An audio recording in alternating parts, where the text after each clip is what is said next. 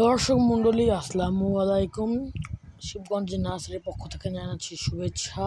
তো দর্শক মণ্ডলী, এই যে দেখুন, যারা দেশ ও প্রবাস থেকে দেখছেন তাদেরকে সবাইকে স্বাগতম জানাই। এই গাছটি দেখুন, কত ছোট গাছে 15 থেকে 20টি করে থাই বাদাম ধরে আছে। এটি হচ্ছে থাই বাদামের গাছ। একজন ব্যবসায়ী লোক ইনি কিনেছেন হচ্ছে ব্যবসা করার জন্য, তিনিও বিক্রি করবেন গাছটি। আমাদের থেকে ক্রয় করেছেন তিনি এই গাছটি। আমাদের কাছে এরকম আর শত শত গাছ আছে। এই যে দেখুন, এই লোকটি গাছটি ক্রয় করেছে।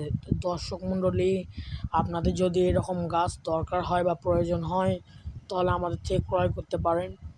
আমরা অতি সীমিত মূল্যে এই গাছগুলো দেশের বিভিন্ন স্থানে কুরিয়ার সার্ভিসের মাধ্যমে পার্সেল করে থাকি। আপনার ছাদের জন্য এটি একটি পারফেক্ট গাছ। আপনারা বিভিন্নভাবে ছাদে লাগাতে পারবেন, কোনো সমস্যা হবে না ইনশাআল্লাহ, আশা করা যায়। দর্শক মণ্ডলী, আপনারা যারা ফেসবুক পেজ থেকে দেখছেন তারা পেজটি